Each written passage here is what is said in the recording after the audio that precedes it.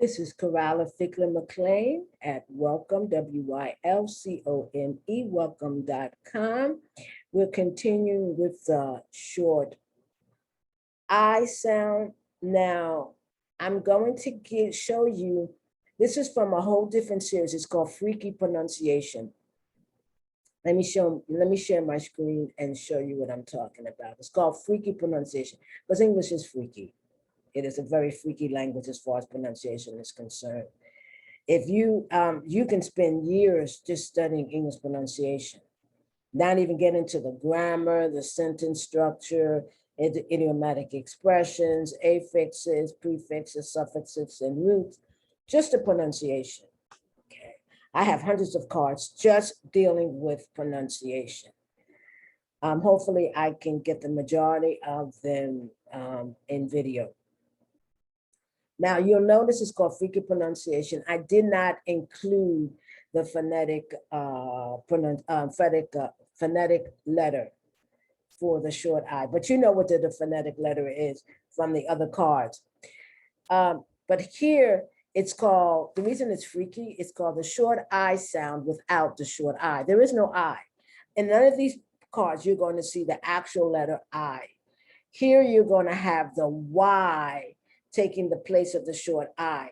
The reason that it's freaky is that the Y takes the place of the long I. It takes the place of the long E. It takes the place of the, let me give you an example. The long I, M-Y. Myopia, M-Y. The long E, Bobby, Billy, happy. That ends in Y, and it's the long E sound, okay? It takes the place, now you're going to see that it takes the place of the short I. And don't forget, because Y is freaky, I call it the crazy Y. The Y in English is both a noun, both a vowel and a consonant. And when it's a consonant, it's usually in the beginning of the word. You, your, yes. And the Y, I have a whole set of cards, about 3 or 4 sets of cards dealing with the Y and how freaky it is. Okay, now I'm going to skip some of these cards because some of the cards are looking at the Y, short I sound, but they are affixes, that is prefixes, suffixes, or roots. I want you to see them, but for the sake of the video, I'm just going to pronounce the words, not so much the prefixes, the suffixes, or the roots. Well, not the roots, because the root is a word. So you have here Olympic, you have symbols, and that C is soft, symbols, because you have another word that is pronounced almost the same, because that B-A-L-S is pronounced bowls. So you have symbols, S-Y-M-B-O-L-S. It's pronounced, I don't really see the difference between the two pronunciations. Symbols, C-Y-M-B-A-L-S, and symbols, S-Y-M-B-O-L-S.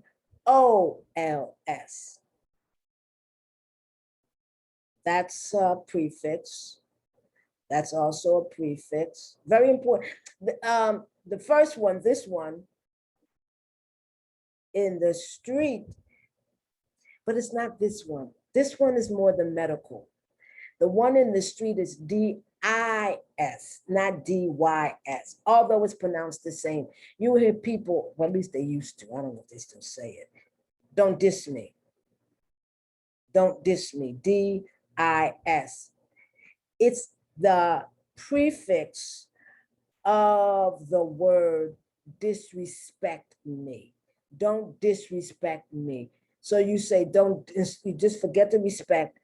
And the context tells you when someone says, don't diss me, you're saying, don't disrespect me, okay? Or you're dissing me, you're disrespecting me. But they just take the prefix, the D-I-S, because the root is respect. No, the root is pect, P-E-C-T, because you have respect, disrespect. Maybe the root is the R-E-S-P-E-C-T. Have to look that up. Okay. All right, dysphoria. Now we're talking about more medical terms. Okay, that. Lynn. Lynn is the name of a person. A lot of times the name is not Lynn, is Lynette. When I was a little girl, I had I guess she was a friend, not a very good one, but a friend. Her name was Lynette, and it's L-Y-N-N-E-T-T-E. And the et, E-T-T-E in French is like little. So it's more of endearment. Or a girl's name. Dysfunctional, something that doesn't function. This means not functional. Krypton, Krypton. Remember in Superman, I think that's the metal or the mineral or the whatever, the stone or whatever force that was his Achilles heel, Krypton. Cynthia, once again, a woman's name, a female name. Okay. Hypnotic, hypnotic. And you will see hip being H-I-P too, but you cannot spell the word hypnotic with an I instead of the Y. Lymph, like lymph nodes. Cynic, you are such a cynic. Someone who always finding the negative in something, a cynic. Gypsy cab. You know, I think that word gypsy now is insulting, but a gypsy cab is a cab that doesn't really belong to a cab company. And I don't think that word is used anymore, but I'm not sure. Or maybe it is used because it's no longer associated with a particular group of people. Gypsy cab. You don't find them as much as you used to because now there's so many regulations. Lyric, the lyric to a song. And people name their children the oddest things. I knew a child whose name was Lyric. Mystery, something. I like watching mysteries, especially crime mysteries. You know, BBC has a lot of crime mysteries. I don't have a television and I don't have a radio. All I have is the internet, which is a lot.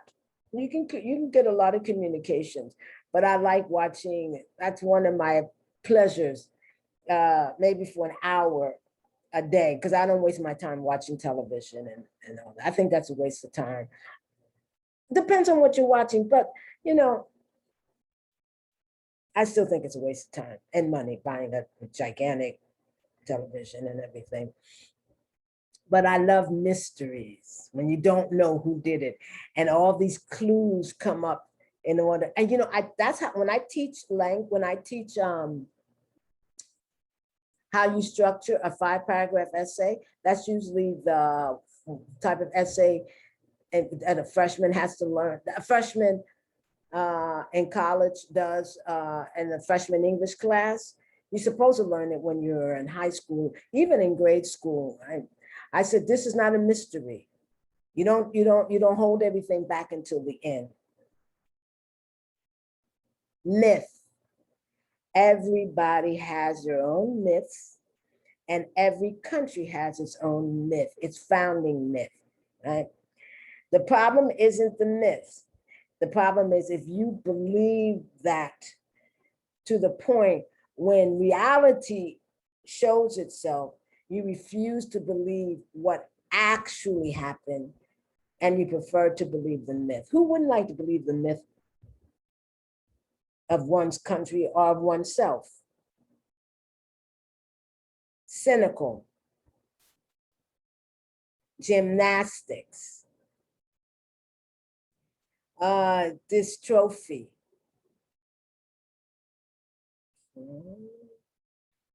To mystify. I think a lot of English teachers, even ELA teachers, English language arts versus ESL teachers, which is English as a second language teachers, but both. I think this is very true when it comes to science teachers and when it comes to math teachers. They love to mystify their subject matter, make it seem so difficult, make it seem, and that's, oh, foreign language teachers, make it seem like unless you are smart, you would never be able to handle this material. You have to be very smart. I have made it my business to demystify language. At one time, I would have loved to do it with math, but I was discouraged from continuing with math. I had wanted to go to a university and do math, but I was discouraged. And I was discouraged to continue with language too, but I did anyway. And they love to mystify, make it seem like, my God, this is one of the hardest things you could ever do. Especially, I see that especially in science, oh my God, you have to be almost a genius and going to the best universities and the best high schools and the best prep schools. So instead of mystifying something, what I like to do is demystify, take out that mystification, to demystify. Cyst, glycerin. Some of these scientific terms, please excuse me if I mispronounce them. Hypnology. Okay. Cylinder. Crystallize. Crystallize. To make into crystal. Glen. Glen is spelled Glyn. And sometimes you will see an extra N. I'm trying to think of that astronaut who went up in space. His name was Glenn. That was his last name. Right now, I can't think of it. Okay. Gypsum. These are more scientific terms. Okay. Hypnotic. Hypnotic can be as a result of, a hypnotic person is someone who leaves you like, oh my God, if he's hypnotic, it takes you to mentally to another state, another mental state. Hysteria. That was used, that HYS for women, because only accordingly, and this is where sexism comes into language, only a woman can be hysterical. And only woman has hysteria. Where if a man is doing the same thing, well, culturally he wouldn't be. He wouldn't be allowed to. A woman, culturally has permission to scream and holler and to cry. When a man does that, he doesn't scream and holler and cry so much as he gets very, very angry. And notice I say angry, I don't say hysterical. I'm not saying he's having hysteria. Crystal, and we saw crystallize. Hypnotize, to hypnotize someone is to bring somebody, with a watch, and you go like this, and the person say, look at the watch, and you go to another state, and you are open to being, I say manipulated or suggestions. Lynch, to lynch someone, very famous activity in the southeast of the United States, where, you know, when they would lynch blacks in the United States, I think this was in the 20s and 30s, and maybe even earlier. Many times they would take pictures of themselves with the black man who had been lynched hanging from the tree. They would take pictures, and then they would make those pictures into postcards and send the postcards. There's a museum in Washington. I don't know what the museum is called, but there's a museum in Washington of those pictures. And they have children there. They're eating. Can you imagine eating with somebody hanging from a tree? And they've been burnt. Just the smell alone. I mean, forget the fact that it's a human being. I couldn't even watch it if it were a dog or a cat, even a rat. You know, who wants to eat and there's a body hanging? People are who people are. Okay. Crypt. And we're back to Olympic. So this is I call it the freaky pronunciation. This is from my series of freaky pronunciation. English has a lot of freaky pronunciation that if you don't understand it, it's very difficult to explain because you yourself don't understand it. So a lot of people say, well, that's just the way it is. That's English, the things that you don't question. Okay. So this is the short I sound without actually writing the short I, because the Y imitates the letter E, sometimes imitates the letter E, and it's one sound, the long E, Harry, Bailey, belly. It imitates the long I, my, sly. Let me give one more. Tire. The British spell it with a Y, where the Americans spell tire with a I, and it imitates the short I sound. So once again, this is Coralla Ficklin at welcome, WYL. You see how I have the Y there? I'm having it substitute for the short E sound. Welcome, WYLCOME.com.